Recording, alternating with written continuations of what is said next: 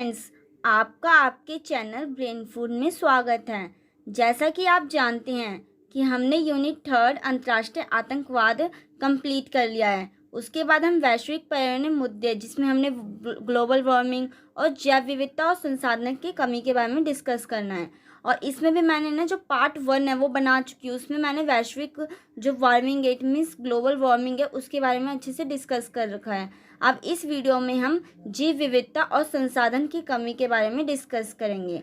मैं बता दूं, हमने प्रीवियस वीडियोस में कौन कौन से टॉपिक क्लियर करे थे, उन सब के बारे में मैं आपको बताना चाहूँगी। उसमें हमने वैश्विक पर्यावरणीय मुद्दे क्या क्या हैं, जो मुख्य मुद्दे हैं वो क्या क्या रहे हैं, जैसे प्रदूषण, ग्लोबल वार्मिंग, ये सब के बारे में हमने डिस्कस किया था। फिर ग्लोबल वार्मिंग थी क्या, इसके बारे में, फिर ग्लोबल वार्मिंग के कारण क्या होते हैं, आखिर में वो किस कारण से उत्पन्न हुआ है। जो ग्लोबल वार्मिंग है उसमें क्या क्या कारण है उसके बारे में डिस्कस किया था।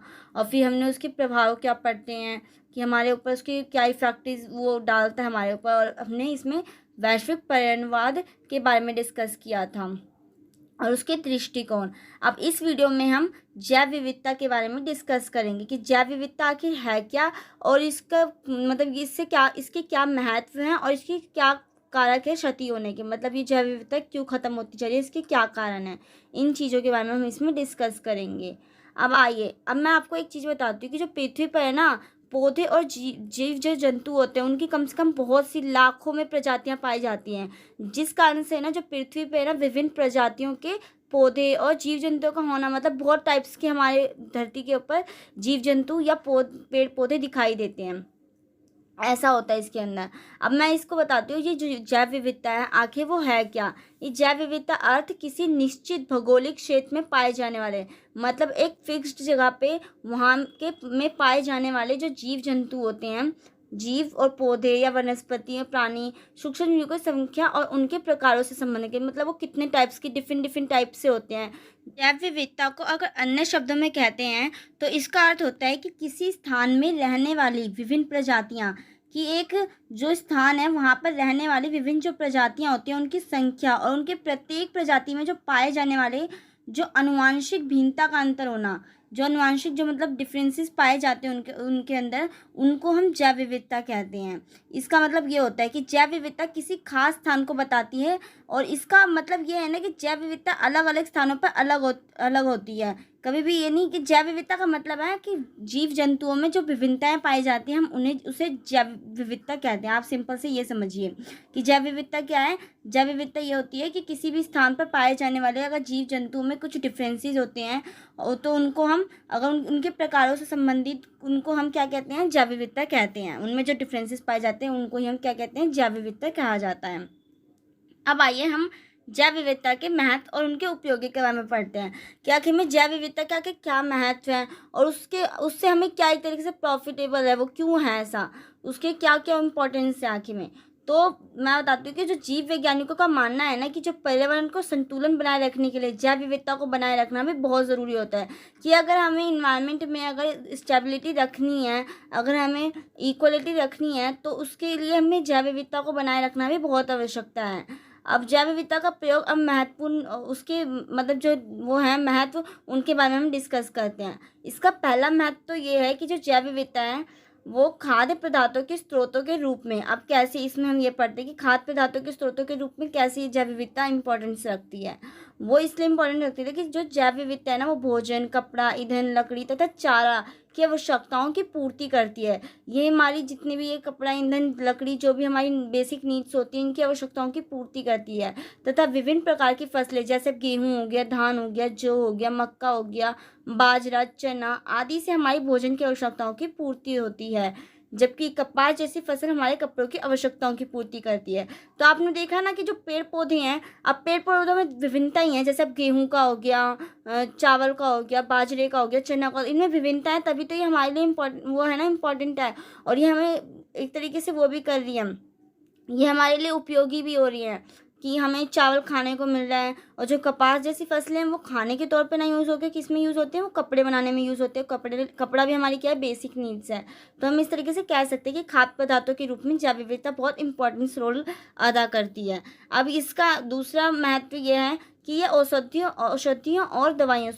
औषधि और दवाइयों के लिए भी यूज़फुल है। वो कैसे? अब आप देखते हैं कि अगर पेड़ पौधे अलग अलग होंगे तो उन पे अब जैसे कोई पेड़ पौधा जैसे नीम का होता है पेड़, वो किस लिए यूज़ होता है? हमारी दवाइयाँ बनाने में यूज़ होता है। तो ऐसे बहुत से जो पेड़ पौधों में अगर विभिन्नताएँ देखी जाएंगी तो हमारे लिए अलग अलग तरीके से कार्य भी तो करेंगी। इसलिए हम कह सकते हैं कि यह औषधि और दवाइयों के लिए भी बहुत यूज़फुल होते हैं।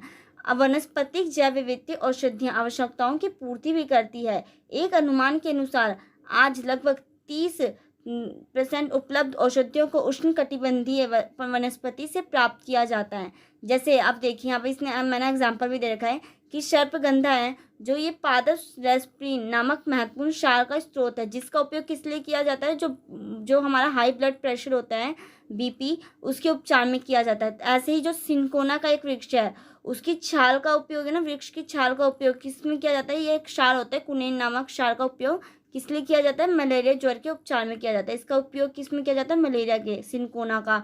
और ऐसे ही सर्पगंधा का यूज़ किस में किया जाता है? जो हमारा हाई ब्लड प्रेशर होता है उसके लिए यूज़ किया जाता है। तो आप देख रहे हैं कि अगर पौधों में भी हमारी विभिन्नताएं पाई जाती है तो उसका भी अलग अलग यूज़ और ये हमारे लिए बहुत इंपॉर्टेंस रोल करती हैं। ऐसे ही जो थर्ड इसका महत्व है वो है पर्यावरण प्रदूषण के निस्तारण में सहायक होती है, कि पर्यावरण प्रदूषण को खत्म करने में भी ये सहायक है। जैव विविधता पर्यावरण प्रदूषण के निस्तारण में सहायक होती है। प्रदूषणों का विघटन तथा उनका अवशोषण कुछ पौधों की विशेषताएं होती हैं। ऐसे ही जो सदाबहार नामक पौधे हैं ना, जो ट्राइनाइट्रोटाइलून जैसे घातक विस्फोटक को विघटित करने के लिए क्षमता होती है। तो ऐसे ही होता है कि अगर जैव विविधता होगी, अलग अलग टाइप्स के पेड़ पौधे, जीव जंतु या कुछ भी होता है, तो वो क्या करते हैं? हमारे पर्यावरण को भी एक संतुलित, मतलब एक तरीके पर्यावरण को भी प्रदूषण फ्री रखती है वो। तो ये इसलिए भी हमारे लिए महत्व रखती है। अब इसका चौथा है महत्व, जो इम्पोर्टेंस है इसकी, जैव विविधता मृदा निर्माण के साथ साथ उसके संरक्षण में भी सहायक होती है। जैव विविधता मृदा संरचना को सुधारती है और जल धारण क्षमता एवं पोषक तत्वों की मात्रा को भी बढ़ाती है, कि जल संरक्षण की उसकी क्षमता बढ़ती है। जैसे अब होता है जैव विविधता मृदा निर्माण के साथ साथ उसके संरक्षण में भी सहायक होती है। जैसे कि यहाँ पे आपको लिखा हुआ दिख रहा है कि ये हमारे किस लिए सहायक होती है? ये उसके संरक्षण के लिए भी सहायक होती है। अब फिफ्थ पॉइंट है जैव विविधता परितंत्र को भी स्थिर प्रदान करती है। अब परितंत्र से आप क्या समझते हैं? परितंत्र में यही होता है कि जितने भी जीव जंतु आते हैं, पेड़ पौधे आते हैं, इनका आपस में क्या होता है? एक संबंध होता है, पारस्परिक संबंध होता है। इसे हम क्या कहते हैं? परितंत्र भी कहते हैं। हमने शायद 6th क्लास में हमने इसको पढ़ा है अपनी बुक्स में, आपको याद होगा तो आपने ज़रूर पढ़ा होगा। ये परितंत्र आखिर है क्या, पारिस्थितिक तंत्र होता क्या है? तो इसमें यही लिख रखा है कि जैव विविधता परितंत्र को स्थिरता प्रदान कर पारिस्थितिक संतुलन को बरकरार रखती है। पौधे तथा जंतु एक दूसरे से खाद्य श्रृंखला तथा खाद्य जल द्वारा जुड़े होते हैं। आप जानते हैं कि हर एक पौधा या जानवर एक ना एक दूसरे पर डिपेंडेबल होता है। जैसे मान लीजिए कि चूहे को कौन खाता है? बिल्ली खाते हैं। बिल्ली को कौन खाता है? कुत्ता खाता है। कुत्ते को कौन खाता है? ऐसी ही वो शेर खाता है। तो इस टाइप से क्या एक श्रृंखला बनती जा रही है। तो सब अपने अपनी जगह पे अपना अपना रोल निभाते हैं और सबको एक दूसरे की ज़रूरत पड़ती है। तो ये क्या करते हैं? एक परितंत्र को क्या करते हैं? कि स्थिरता प्रदान करते हैं। अगर मान लीजिए कि अगर बिल्ली नहीं होगी, अगर बिल्ली कोई जो है कुत्ते खाते रहेंगे, तो क्या होगा? जो चूहे की मात्रा वो हमारी धरती पे इंक्रीज़ होने लग जाएगी, हमारी पृथ्वी पे चूहों की मात्रा, और उससे क्या होगा? ये जो चूहों की जो बीमारियां होती हैं वो होने लग जाएंगी। तो इसलिए कि पारिस्थितिक तंत्र को स्थिर रख सके, इसलिए भी जो जैव विविधता है वो बहुत इंपॉर्टेंट रोल करती है। अगर अलग अलग टाइप की जो जीव जंतु होंगे तभी तो ये एक तरीके से पारिस्थितिक तंत्र है जो हमारा वो संतुलित रह सकेगा। अदरवाइज अगर जैव विविधता होगी ही नहीं तो वो संतुलित रह ही नहीं सकती हमारी जो वो है पारिस्थितिक तंत्र। अब हम पढ़ते हैं जो जैव विविधता है, और मैंने आपको ना बता दिए जो 5 मेन उसकी क्या क्या इंपॉर्टेंस रोल वो निभाता है। खाद्य पदार्थों के इसमें यूज़फुल होता है। क्यों? जैव विविधता किसके लिए यूज़फुल होता है? खाद्य पदार्थों के स्रोत में यूज़फुल होता है, औषधियों एवं दवाइयों के रूप में। ऐसे ही पर्यावरण प्रदूषण के निस्तारण में भी सहायक होता है ये।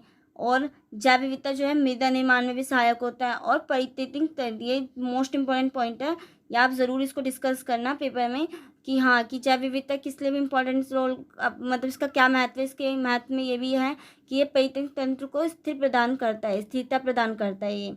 अब आइए हम जैव विविधता की क्षति हेतु उत्तरदायी कारक की आखिर में जैव विविधताएं क्यों खत्म होती जा रही है, इसका रीज़न क्या है कि इसके ख़त्म होने का। आप देखते हैं कि हमारे धरती पे इतने डिफरेंट टाइप्स के पेड़ पौधे या जीव जंतु कुछ भी मतलब रहते हैं अलग अलग टाइप्स के।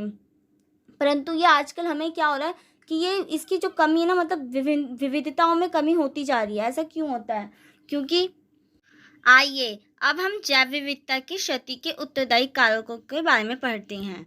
इसमें हम पहला कारक, इसमें निम्न कारक है प्राकृतिक कारक। प्राकृतिक कारक कैसे है? अब आप देखते हैं कि हमारी जो धरती है उस पर वो ग्लोबल वार्मिंग कितना बढ़ता चला जा रहा है। तो उसके कारण क्या हो रहा है? ग्लोबल वार्मिंग बढ़ने के कारण जो है वो गर्मी का तापमान बढ़ता है। इसका मतलब ये होता है, मैंने प्रीवियस वीडियो में आपको बता रखा है कि ग्लोबल वार्मिंग का मतलब क्या है, कि टेम्परेचर का बढ़ना, जो हमारा ताप वृद्धि है उसमें इंक्रीज होना, अगर हॉट मतलब ज़्यादा गर्मी बढ़ना। तो उसके कारण क्या होते हैं, जो ग्लेशियर्स होते हैं जो बर्फ़ के बने हुए, तो क्या होता है वो पिघलने लग जाता है। उसके कारण क्या होता है, बाढ़ आती है। और बाढ़ के आने के कारण क्या होता है, बाढ़ या भूकंप आदि जैसी आपदाओं के आने के कारण क्या होता है, इससे जो निश्चित क्षेत्र में जो प्रजातियां रह रही होती हैं वो नष्ट हो जाती हैं। उन बाढ़ या सुनामी या भूकंप आने के कारण ये नष्ट हो जाती है। तो यही हम कह सकते हैं कि जो मेन इसमें क्या कारण है, प्राकृतिक कारण, ये किस लिए वो है, जैव विविधता को नष्ट करने में ये उत्तरदायी कारक होता है। अब इसका जो द्वितीय कारक है वो कौन सा है, वो अतिदोहन। अतिदोहन में मतलब क्या है? अतिदोहन का मतलब है कि जब, जैसे कि अब क्या हो रहा है, हमारी धरती पे जो जनसंख्या है मनुष्य की वो बहुत ज़्यादा बढ़ती चली आ रही है। और जो मनुष्य हैं वो अपने उपभोग हेतु क्या करते हैं, शिकार करते हैं, अत्यधिक मत्स्यन करते हैं। आप देखते हैं कि कई जो वो होती हैं मनुष्य होते हैं वो कैसे होते हैं, कोई वेजिटेरियन होता है, कोई नॉन वेजिटेरियन होता है, तो कोई ओमनिवोरस टाइप में होता है जिसे हम सर्वाहारी कहते हैं हिंदी में। तो इस टाइप्स के होते हैं। तो वो क्या करते हैं, अपने अपने अपने सुविधा के लिए क्या करते हैं, वो जानवरों का शिकार भी करते हैं कई कई, और उनसे कितनी टाइप्स की कुछ कुछ मटेरियल भी बनाए जाते हैं। तो उसके कारण क्या होता है, जो इनकी जो प्रजातियाँ वो नष्ट होती जा रही है। मत्स्यों में भी कितनी टाइप्स की जो मछलियाँ होती हैं उनकी जो प्रजातियाँ पाई जाती हैं वो नष्ट होती जाती हैं। वो इसी कारण से होते हैं, अतिदोहन के कारण। इसलिए हम क्या कह सकते हैं कि जो अतिदोहन है वो भी एक जैव विविधता के क्षति होने का मुख्य उत्तर वो कारक है। ऐसे ही ये तीसरा, जिसमें क्या है, आवासीय क्षति और विखंडन। ये कैसे है? इसमें ये होता है ना कि बढ़ती जनसंख्या और परिणाम स्वरूप, मैंने इसको डिफाइन करके लिखा नहीं है बट मैं आपको एक्सप्लेन कर देती हूँ कि आवासीय क्षति और विखंडन के कारण कैसे जैव विविधता की क्षति होती है। वो इस कारण से होता है कि जनसंख्या, और जैसे जनसंख्या जो बढ़ रही है उसके परिणाम से जो विभिन्न मानव गतिविधियों में वृद्धि के कारण, जो मानव की विभिन्न प्रकार की जो गतिविधियां होती हैं उसके कारण वन क्षेत्रों के अतिक्रमण में बढ़ोतरी होती है। कि जो मनुष्य क्या करते रहते हैं, पेड़ काटते रहते हैं। और शहरीकरण के कारण भी क्या होता है, पेड़ों का विनाश करते रहते हैं। अपने आवास मतलब अपने रहने लायक जगह बनाने के कारण क्या होता है, जो पेड़ पौधे उनकी भी जो प्रजातियां वो भी नष्ट होती जाती हैं। और जो उन जंगलों में रहते थे जो जीव जंतु, वो भी तो नष्ट होते जाते हैं। क्योंकि जीव जंतुओं का सबसे प्रमुख स्थान क्या है, कहाँ पे, जंगल और ये सब। पर जो मनुष्य है वो अपने आवासीय हेतु, वो अपने आवास मतलब रहने के हेतु क्या करने लग जाता है, जंगलों की कटाई करने लग जाता है। उसके कारण जो वहाँ पे रहने वाली जो जीव जंतु भी होते हैं वो भी नष्ट होते जाते हैं। तो इस कारण से भी क्या हो रहा है, जैव विविधता का अंत हो रहा है। ऐसे ही चौथा कारण है आश्रित प्रजातियों की सह विलुप्तता। अब आश्रित प्रजातियों से मतलब क्या है, कि जो प्रजाति एक दूसरे पे क्या होती है, डिपेंडेबल होती है। मतलब कि मेरा काम वो, मतलब हम एक दूसरे पे आश्रित होते हैं। तो उसके कारण भी जो है ना ये विलुप्तता आई जा रही है। वो कैसे आती है, जैव विविधता की बढ़ती क्षति के लिए जो आश्रित प्रजाति है वो भी बहुत हानि मतलब होती है। जैसे कि जब परपोषी मत्स्य की प्रजाति विलुप्त होती है तब उस पर क्या होता है, आश्रित परजीवियों का विशिष्ट समुदाय भी विलुप्त हो जाता है। उसके कारण विलुप्त मतलब होता है एक तरीके से नष्ट होना, गायब हो जाना, एकदम से अचानक से हमें नहीं दिखना। तो इसके कारण से भी होता है कि जब एक दूसरे पे जो चीज़ डिपेंडेबल चीज़ें होती हैं अगर वो नहीं होती तो वो भी नष्ट हो जाती है। जैसे कि मैंने आपको पहले भी ऊपर भी बताया था कि जो हमारा परितंत्र है उसके अंदर क्या होता है, चूहा बिल्ली के ऊपर कुत्ता, कुत्ते के ऊपर शेर। तो ये सब आपस में क्या है, जॉइनेबल है। अगर इनमें से एक भी प्रजाति पूरी तरह से नष्ट हो जाती है तो इसका दूसरी प्रजाति पे क्या होगा, इफेक्ट होगा। वो भी प्रजाति क्या हो जाएंगी, धीरे धीरे समाप्त होने लग जाती हैं। तो इस कारण से हम ये कह सकते हैं कि जो आश्रित प्रजातियां हैं उसके कारण भी क्या हो रहा है, जो ये जैव विविधता है उसकी क्षति होती जाती है। अब आपको मैंने बता दी जैव विविधता के, मैंने क्या क्या आपको बताया, जैव विविधता आखिर है क्या। जैव विविधता का महत्व और उपयोग के बारे में हमने डिस्कस किया। किसके बारे में हमने डिस्कस किया, जैव विविधता का महत्व और उपयोग के बारे में। ऐसे ही इसके मैंने आपको 5 पॉइंट करवाए और ऐसे ही मैंने आपको जैव विविधता की क्षति हेतु कौन कौन से मुख्य उत्तरदायी कारक हैं उनके बारे में डिस्कस किया।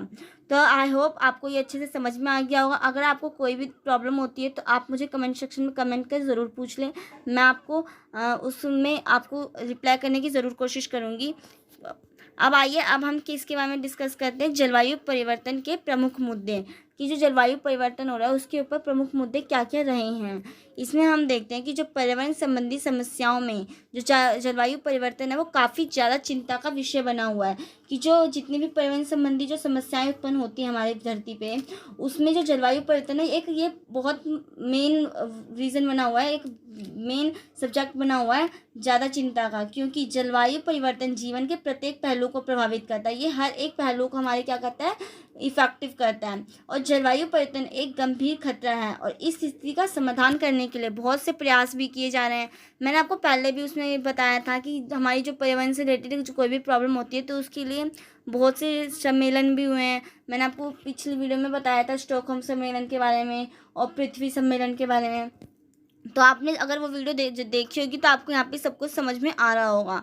और इस स्थिति का समाधान करने के हेतु क्या किए गए हैं, बहुत सारे जो नियम है वो बनाए गए हैं और परिवर्तन से निपटने के लिए अंतर्राष्ट्रीय जलवायु समझौते अस्तित्व में आ चुके हैं। लेकिन जो ये समझौते हैं ना वो संघर्ष और स्थिरता के बिना अस्तित्व में नहीं आए हैं।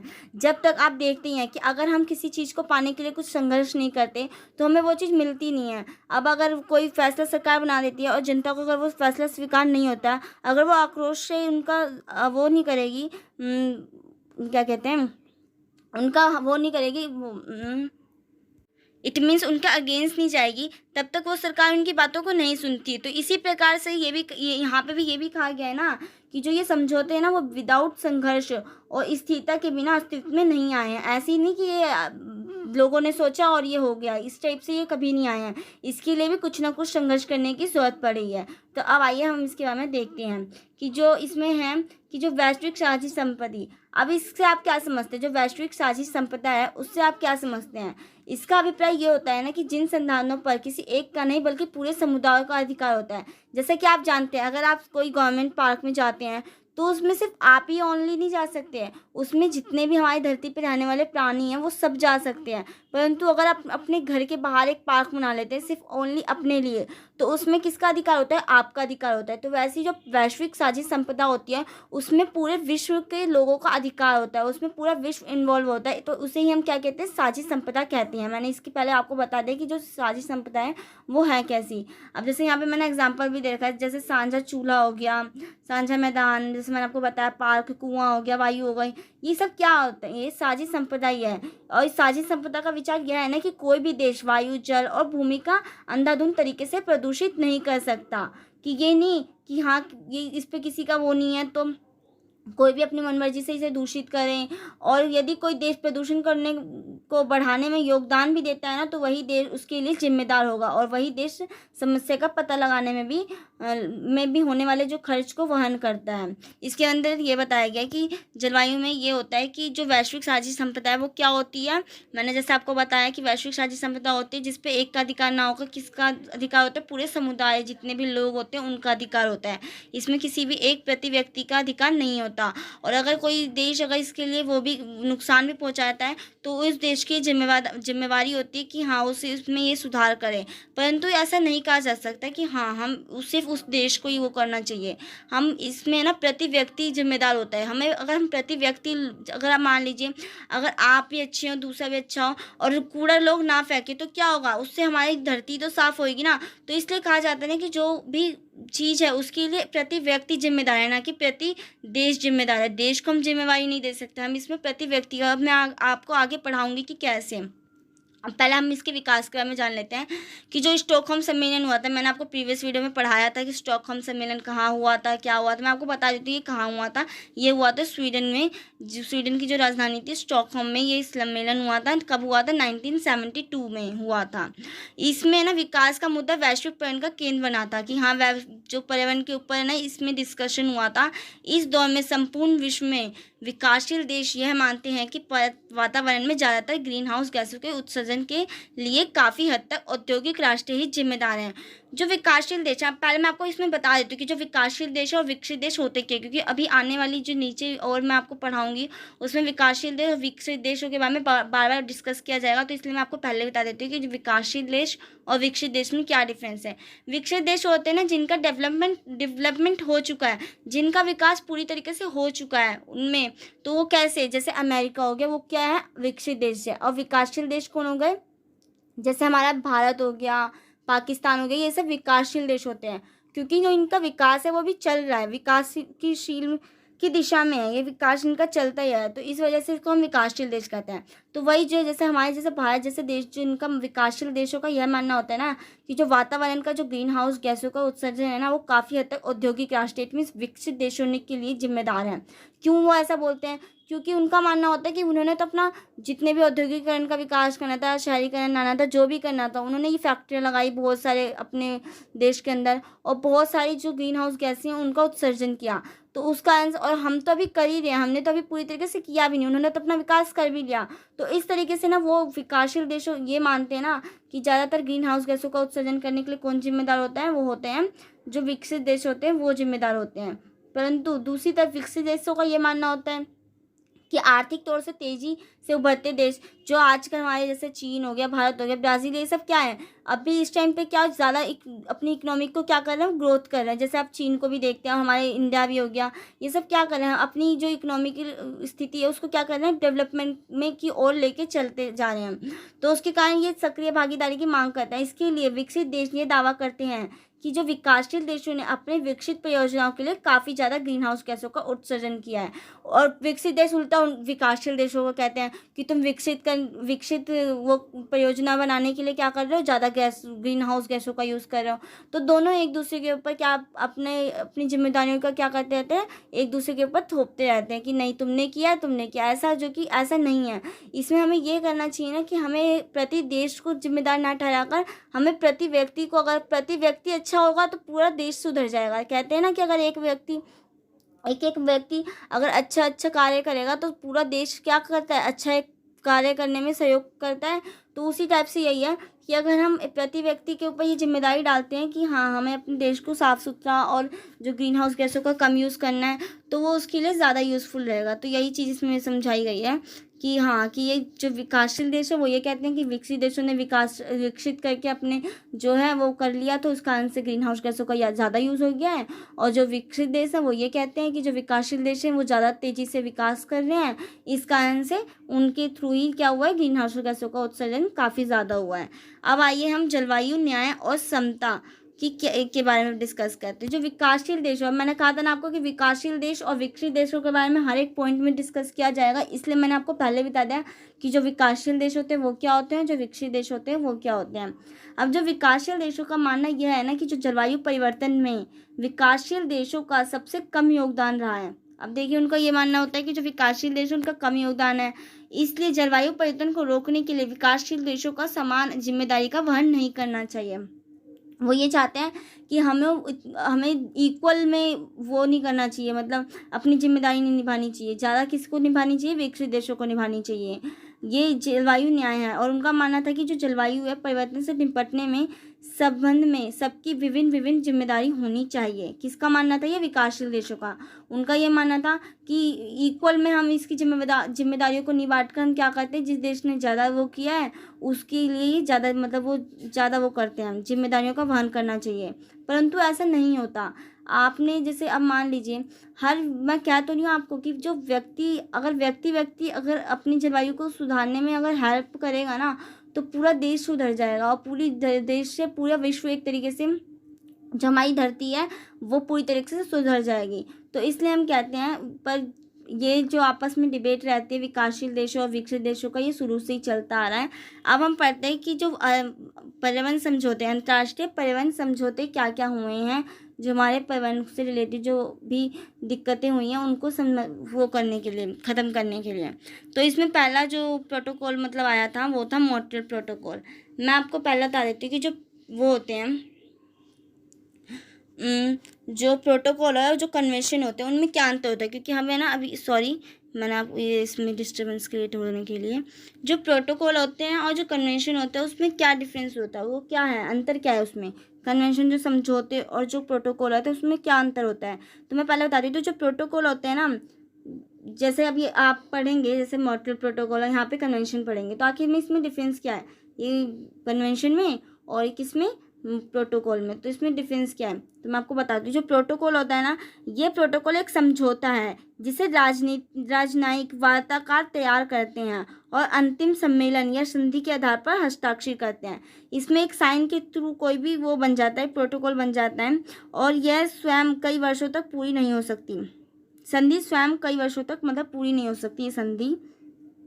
जैसे मैंने आपको बताया, इसमें सम्मेलन होता है, ये समझौता होता है, और किसके थ्रू ये पास किया जाता है, एक साइन के थ्रू, लोगों के साइन होते हैं, इसमें सम्मेलन किया जाता है। और वहीं जो कन्वेंशन होता है, जो यहाँ पे कन्वेंशन है, ये कई राष्ट्रों के प्रतिनिधित्व की एक अंतर्राष्ट्रीय बैठक के रूप में शुरू होता है, जिसके परिणाम स्वरूप ये विशिष्ट विषय जैसे जैसे आर्द्रभूमि हो गया, लुप्त प्राय प्रजातियों पर होने वाली प्रक्रियाओं के कार्यों के बारे में सामान्य समझौते करते हैं। इसमें ये होता है कि अब इसमें आपने समझ लिया कि जो प्रोटोकॉल होता है वो क्या होता है, इसमें साइन के थ्रू एक सम्मेलन में हस्ताक्षर किए जाते हैं और तभी ये लागू होता है।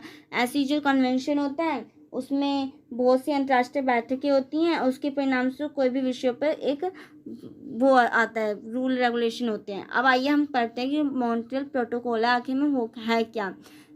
इसमें ये होता है, जो मॉन्ट्रियल प्रोटोकॉल है ना, वो ओजोन परत को क्षीण करने वाले पदार्थों के बारे में अंतर्राष्ट्रीय संधि है।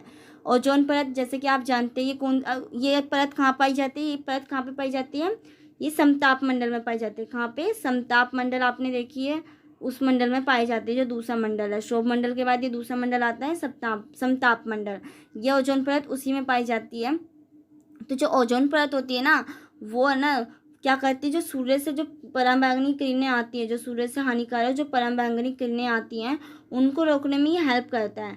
परंतु जो ये आजकल कुछ ज़्यादा जो ये हो रहे हैं ना, ग्रीन हाउस गैसों का यूज़, CFC का यूज़, इसके कारण क्या हो रहा है ना कि जो ओजोन परत है ना वो क्षीण होती जा रही है, मतलब उसकी जो मोटाई है वो कम होती जा रही है, और उसमें छिद्र का बोला जाता है कि हाँ, छिद्र होने की संभावना आ रही है।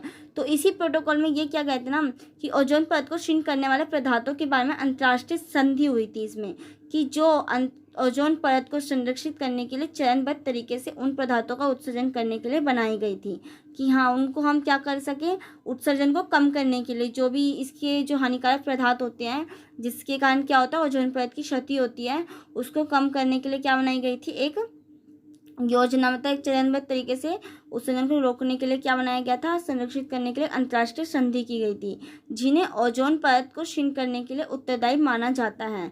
यह प्रोटोकॉल है ना 1987 को बनाया गया था, और इसका उद्देश्य, जैसा कि मैंने आपको बता दिया, कि पृथ्वी की ओजोन परत के क्षरण में योगदान देने वाले रसायनों के उत्पादन और उपयोग को विनियमित करना, कि मतलब जो भी हानिकारक जो गैसें जिस कारण से जो ओजोन परत को नुकसान कर रही हैं, उनमें क्या करना है, उनकी जो यूज़ में क्या करना है, कमी लानी है।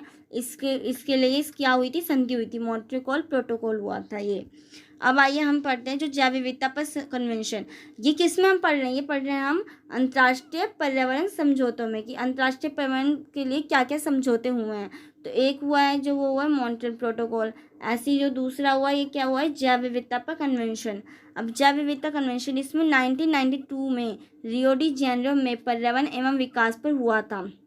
मैंने आपको बताया है ये प्रीवियस वीडियो, अगर आप मेरी देखेंगे तो आपको पता होगा कि ये रियो डी जेनेरो ये कहाँ पे हुआ था, ये ब्राज़ील की राजधानी है, और इसमें ये सम्मेलन हुआ था, और इस सम्मेलन को क्या कहते हैं, हम पृथ्वी सम्मेलन कहते हैं, ब्राज़ील की में हुआ था, और इस सम्मेलन को हम क्या कहते हैं, पृथ्वी सम्मेलन के नाम से भी जानते हैं, और साथ साथ हम इसे क्या कहते हैं, रियो डी जेनेरो सम्मेलन भी कहते हैं। ये कब हुआ था, ये 1992 में हुआ था, 1992 में हुआ था, और इसमें ये क्या हुआ था, ये विकास, पर्यावरण एवं विकास पर हुआ था, मतलब उसके संबंध में हुआ था ये। और संयुक्त राष्ट्र सम्मेलन पर्यावरण के इतिहास के महत्वपूर्ण सम्मेलनों में से एक था, जैसा कि मैंने आपको बताया, बहुत इंपॉर्टेंट सम्मेलन था। पहला जो सम्मेलन हुआ था 1972 में हुआ था, जो स्टॉकहोम में हुआ था, ये पहला जो पर्यावरण से संबंधित कोई भी सम्मेलन हुआ वो पहला सम्मेलन था। उसके बाद ये 1992 में रियो डी जेनेरो सम्मेलन हुआ था, जिसे हम पृथ्वी सम्मेलन भी कहते हैं, ये भी बहुत इंपॉर्टेंट सम्मेलन हुआ था। और इस सम्मेलन को जैसे मैंने आपको बताया कि इस सम्मेलन को क्या बोलते हैं, यहाँ पे मैंने लिख भी रखा है, पृथ्वी सम्मेलन के नाम से जाना जाता है। और इस सम्मेलन में 2 परिणाम निकले थे, इसमें ये हुआ था कि जैव विविधता का कन्वेंशन को अपनाया गया था, तथा वहीं जो जैव विविधता कन्वेंशन को अपनाया गया था और दूसरी तरफ किसको अपनाया गया था, संयुक्त राष्ट्र द्वारा जलवायु परिवर्तन फ्रेमवर्क कन्वेंशन को अपनाया गया था। अब मैं आपको बताती हूँ कि ये जो जलवायु परिवर्तन फ्रेमवर्क कन्वेंशन है कि वो है क्या। इसे हम क्या बोलते हैं, जो जलवायु परिवर्तन फ्रेमवर्क कन्वेंशन उसे हम क्या बोलते हैं, UNFCCC, ये इस सम्मेलन का नाम है। और इसकी इंग्लिश में फुल फॉर्म बताती हूँ आपको, यूनाइटेड, मैं यहाँ पे लिखती चली जाती हूँ, यूनाइटेड नेशन फ्रेमवर्क और कन्वेंशन ऑन क्लाइमेट चेंज। आप देख रहे होंगे। अब आपको जैसे कि पता चल गया कि जो ये सम्मेलन हुआ था जैव विविधता कन्वेंशन, उसमें क्या हुआ था कि जैव विविधता के कन्वेंशन को अपनाया गया था, वहीं दूसरी ओर किसे अपनाया गया था, संयुक्त राष्ट्रीय जलवायु परिवर्तन फ्रेमवर्क UNFCCC जिसे हम कहते हैं, ठीक है, इसे अपनाया गया था। और अब जैव विविधता पर इस सम्मेलन का क्या मतलब लक्ष्य था, ये हम जानते हैं कि इसमें जैव विविधता का जो सम्मेलन होता है इसका लक्ष्य यह था कि जैव विविधता का संरक्षण करना, कि इसको बचाए रखना, ये नहीं कि जो विभिन्नता है वो ख़त्म होती जाए। जैसे कि मैंने आपको बताया कि जो जैव विविधता है वो क्या होती जा रही है, वो क्षति होती जा रही है उनका, वो भी किस किस कारणों से, प्राकृतिक आपदाओं के कारणों से, अतिदोहन के कारण, और जो एक दूसरे पर आश्रित प्रजातियाँ होती हैं उनके कारण। मैंने आपको ये ऊपर डिस्कस किया, देखिए आपको अगर आपको याद ना हो तो मैं आपको दिखा देती हूँ। हाँ, ये रे पॉइंट कि किस किस कारण से ये क्षति हो रही है, जैव विविधता, प्राकृतिक कारक, अतिदोहन और आवासीय जो क्षति, आवासियों के लिए, जैसे हम अपने आवास के लिए जो घर बना रहे हैं और जंगलों की जो कटाई करते जा रहे थे, उसके कारण जो जंगलों में रहने वाले जो प्राणी होते हैं वो क्या होती रहती है, उनकी प्रजातियाँ क्या होती रहती है, समाप्त होती रहती हैं। और ऐसी कुछ जो आश्रित प्रजातियाँ होती हैं वो भी क्या होती जा रही है, वो विलुप्त होती जा रही हैं। तो इनके बारे में हमने डिस्कस किया था। तो ये जो कन्वेंशन हुआ था वो इसी कारण से हुआ था। किस कारण से, ये कि जैव विविधता के संरक्षण किया जा सके। और जैव विविधता घटकों का सतत उपयोग का मतलब मैंने आपको बता रखा है। सतत उपयोग मतलब ये होता है कि हम आज तो यूज़ कर ही रहे हैं उस चीज़ का, और आने वाली जो हमारी पीढ़ियाँ हैं वो भी यूज़ करें। क्या मतलब होता है उसका, क्या प्रक्रिया ये है, ये ऐसी प्रक्रिया होती है जिसमें क्या सुनिश्चित किया जाता है कि जो वर्तमान पीढ़ी की आवश्यकताओं को पूरा करने के साथ साथ क्या करेंगे, जो हमारी फ्यूचर वाली जो पीढ़ियाँ हैं, जो हमारी भावी संतति की आकांक्षाओं की भी आवश्यकताओं की उसकी भी आवश्यकताओं को पूरा करने में कोई कठिनाई ना आए, तो हम उसे कहते हैं। तो यही बोला गया कि जो जैव विविधता है वो घटकों का सतत उपयोग किया जा सके और आनुवांशिक संसाधनों के उपयोग से प्राप्त होने वाले लाभों में भी उचित और समान भागीदारी हो। इनके ये लक्ष्य रहे हैं। क्या जैव विविधता के 3 लक्ष्य रहे हैं, उनके बारे में मैंने आपको नीचे डिस्कस कर दिया, आप इसे अच्छे से लिख लेना। ओके, अब आइए हम इसका जो मैंने जो 3 आपको बताया था अंतर्राष्ट्रीय पर्यावरण समझौते, इसमें मैंने पहला आपको मॉन्ट्रियल प्रोटोकॉल बताया। कौन सा प्रोटोकॉल, मॉन्ट्रियल प्रोटोकॉल। ये कब हुआ था, इसके बारे में 1987 में हुआ था ये। और ये किस लिए हुआ था, ये ओजोन परत की क्षति को क्षीण होने वाले जो पदार्थों की कमी करने के लिए किया गया था। ऐसी जो दूसरा था वो क्या था, जैव विविधता पर कन्वेंशन हुआ था, जैव विविधता कन्वेंशन हुआ था। और ये भी कब हुआ था, ये 1992 में। और इसमें किस किस को अपनाया गया था, इसको अपनाया गया था और UNFCCC को अपनाया गया था। और इसके लक्ष्यों के बारे में पढ़ा। अब हम पढ़ते हैं कि जो मैंने ऊपर आपको बताया कि जैव विविधता कन्वेंशन को अपनाया था और क्या अपनाया था, दूसरी ओर संयुक्त राष्ट्रीय जलवायु परिवर्तन को अपनाया था। किसे, संयुक्त राष्ट्रीय जलवायु परिवर्तन फ्रेमवर्क कन्वेंशन को अपनाया था। तो अब उसके बारे में हम डिस्कस करते हैं कि संयुक्त राष्ट्रीय जलवायु परिवर्तन फ्रेमवर्क कन्वेंशन है क्या। इसे हम क्या लिखते हैं, मैं दोबारा से आपको डिस्कस करना चाहूँगी। UNFCCC, it means United nation framework convention climate change. इसके बारे में मैंने आपको पढ़ाया। अब यह आप बताती हूँ मैं, ये है क्या। ये पृथ्वी सम्मेलन का अन्य परिणाम रहा था, जैसा कि मैंने आपको ऊपर भी बताया कि क्या ये हुआ था। ये पृथ्वी सम्मेलन जो हुआ था 1992 में रियो डी जेनेरो ब्राज़ील की राजधानी में, ये इसका ही परिणाम था। और इसी सम्मेलन में क्या हुआ था कि संयुक्त राष्ट्रीय जलवायु परिवर्तन फ्रेमवर्क कन्वेंशन को अपनाया गया था, जिसके कारण जलवायु परिवर्तन अंतर्राष्ट्रीय राजनीति का महत्वपूर्ण केंद्र बनकर रह गया था उस टाइम। इसी कारण से हुआ था कि जो जलवायु परिवर्तन है वो क्या हो गया था, इसका इम्पोर्टेंस बढ़ गई थी।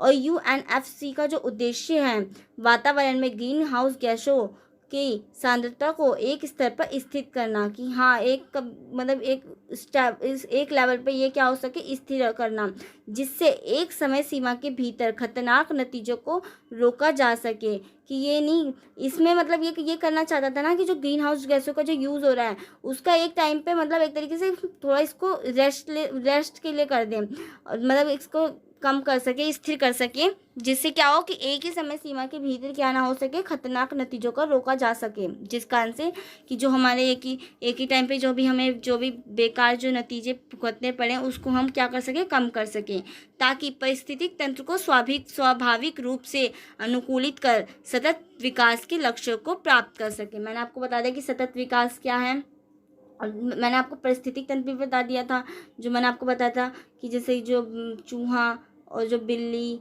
और इन सब में क्या होता है, आपस में कोरिलेट होते हैं ना ये सब। तो यही परिस्थिति तंत्र को स्वाभाविक रूप से क्या करना था, अनुकूल रखना, ना कि प्रतिकूल। यहाँ पे आप वर्ड जरूर नोटिस करना, अनुकूल लिखा, इट मीन्स पॉजिटिव रिएक्शन कर सतत विकास के लक्ष्यों को प्राप्त किया जा सके। अब संयुक्त राष्ट्र है, मैंने आपको इसकी क्या बताया था, ये उद्देश्य बताया था कि क्या करना था, इसका उद्देश्य क्या करना था, ग्रीन हाउस गैसों की सांद्रता को एक स्तर तक स्थिर करना था। और जो ये संयुक्त राष्ट्र परिवर्तन कन्वेंशन के तत्वाधान में कन्वेंशन के मामले में जो कन्वेंशन ऑफ पार्टीज सर्वोच्च प्राधिकार बन गए थे, इसलिए जो सदस्य राष्ट्र द्वारा नियमित तौर से कन्वेंशन ऑफ पार्टीज की बैठक कराई जाती है, ताकि वह जो जलवायु परिवर्तन के संबंध में जलवायु के विकास और इसकी प्रगति की समीक्षा कर सके, जिससे कि इससे संबंधित जो प्रासंगिक नीतियां बना सके। और इस कन्वेंशन ऑफ पार्टी ने ना कई समझौतों का निर्माण भी किया था, जिसमें बहुत से समझौते हुए हैं, मैं आपको नीचे डिस्कस करूंगी। पहले मैं आपको बता देती हूँ कौन कौन से इस कन्वेंशन ऑफ पार्टी ने कौन कौन से जो समझौते होते हैं उसका निर्माण किया था। पहला था बर्लिन जनादेश, दूसरा क्योटो प्रोटोकॉल, तीसरा पेरिस समझौता, और ऐसे बहुत से सम्मेलन हुए थे जिसके बारे में आपको मैं डिस्कस करूंगी। पहला मैं आपको बता दूं, ये बर्लिन जनादेश ये है क्या।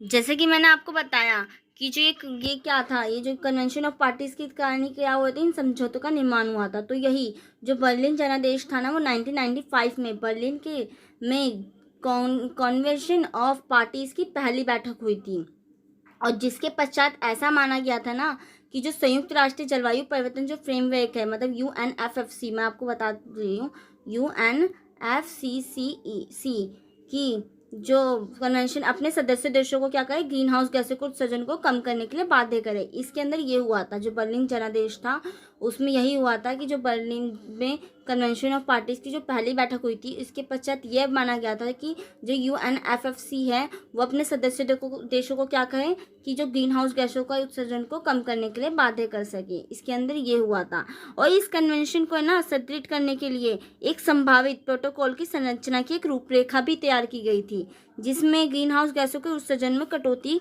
को कानूनी रूप से बाध्य बनाने का लक्ष्य रखा गया था। कि हाँ, कि ये कानूनी रूप से क्या कर सके, गैसों के उत्सर्जन में कटौती करने के लिए कानूनी रूप से बाध्य बनाने के लक्ष्य निर्धारित किया गया था। और यह प्रस्तावित कानूनी समझौता इस संबंध में विकसित देशों को भी निर्दिष्टित करना था, मतलब जो विकसित देश थे उनको भी ये जो कानूनी समझौता था उसको मानना होता था। अब आइए हम क्योटो प्रोटोकॉल जो हुआ था, इसके दौरान मैंने आपको बार बार इसलिए रिपीट करूँ कि आपके दिमाग में ये बैठ जाए कि कन्वेंशन ऑफ पार्टीज ने इन समझौतों का निर्माण किया था, बर्लिन जनादेश, क्योटो प्रोटोकॉल। इसके अंदर आपको मैंने बता दिया जैसे कि बर्लिन जनादेश के अंदर क्या हुआ था कि गैसों के जो ग्रीन हाउस गैस थे उनके उत्सर्जन को कम करने के लिए बाध्य किया जा सके। और मैं आपको किसके बारे में डिस्कस करने जा रही हूँ, क्योटो प्रोटोकॉल के बारे में डिस्कस करने जा रही हूँ। तो क्योटो प्रोटोकॉल क्या था, ये एक बहुत महत्वपूर्ण समझौता था।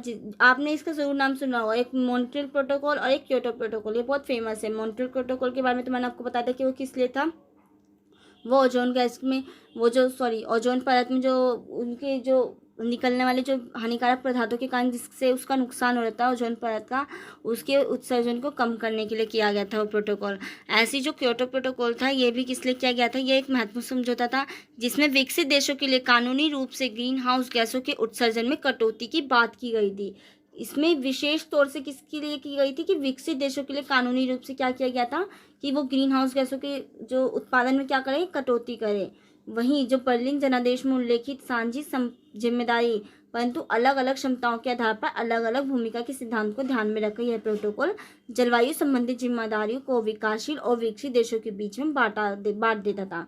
जैसे कि मैंने आपको बताया कि जो बर्लिन जनादेश जो प्रोटोकॉल था ना, उस बर्लिन जनादेश था समझौता, उसमें ये हुआ था ना कि इसमें बोला गया था कि विकासशील और विकसित दोनों की जिम्मेदारी होनी चाहिए इसमें।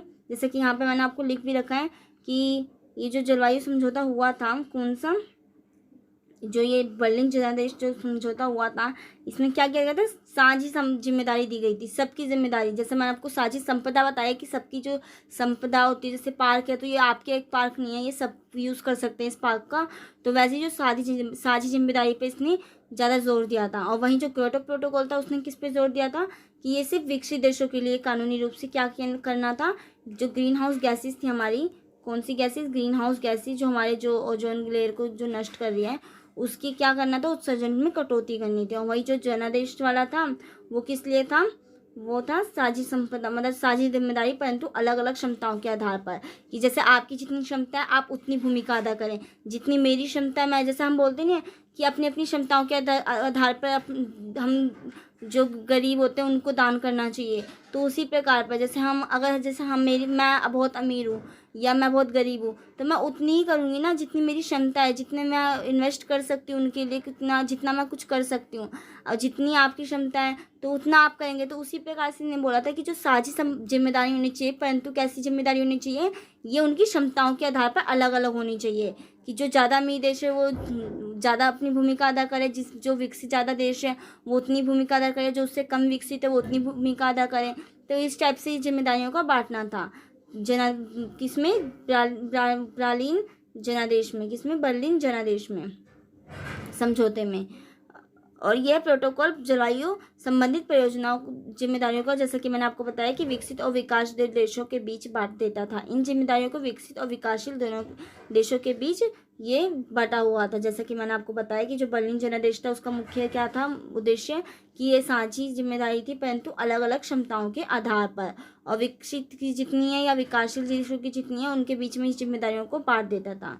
इसकी में ये बोला गया है किसमें, बर्लिन जनादेश में। वहीं जो क्योटो प्रोटोकॉल में था उसमें क्या बोला गया था कि ये जिम्मेदारी ज़्यादा किसकी होनी चाहिए, विकसित देशों की होनी चाहिए, कानूनी रूप से जिम्मेदारी विकसित देशों की होनी चाहिए कि हाँ ग्रीन हाउस गैसों के उत्सर्जन में क्या कर सके, कटौती की जा सके। अब आइए अब मैंने आपको इतना बता दिया। अब जो मैं यहाँ पे आपका ना और जो समझौते हैं, जैसे पेरिस समझौता हो गया, इस समझौते में ये होता है, मैंने जैसे यहाँ पे लिख रखा है, मैंने इसके बारे में लिखा नहीं है, मैं आपको पर बता देती हूँ कि पेरिस समझौता क्या था।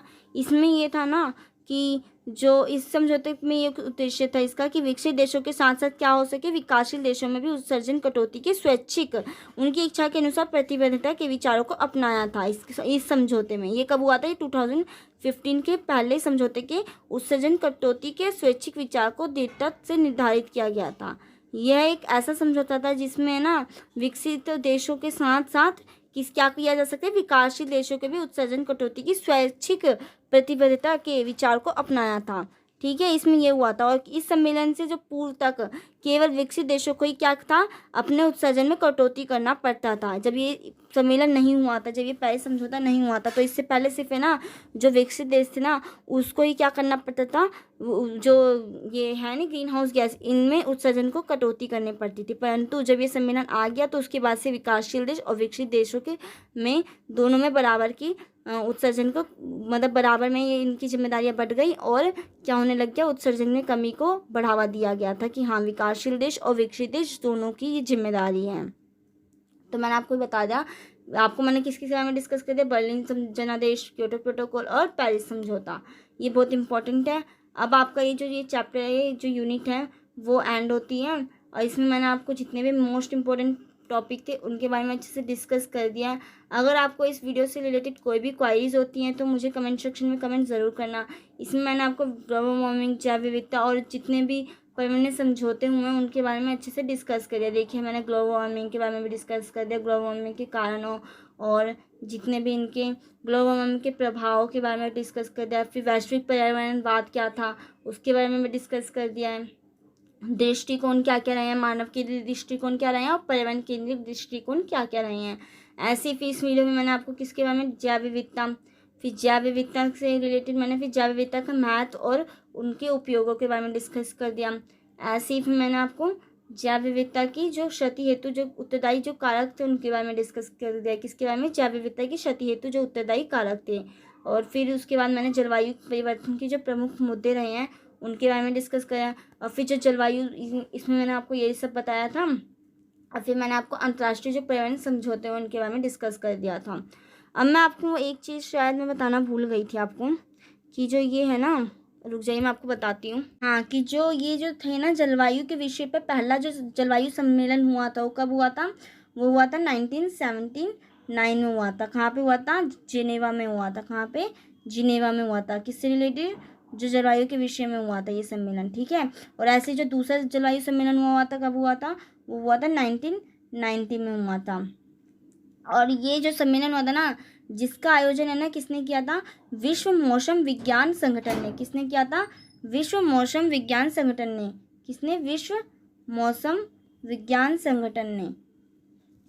बाकी तो मैंने आपके सब कुछ कंप्लीट करवा दिया है। जैव विविधता पर कन्वेंशन क्या हुआ था, ऐसे ही जो UNFCCC था वो क्या था, क्या चीज़ UNFCCC क्या था, इनके बारे में मैंने डिस्कस कर दिया। और इसमें क्या क्या उभर के दो आए थे चीज़ें, उनके बारे में भी डिस्कस हुआ था।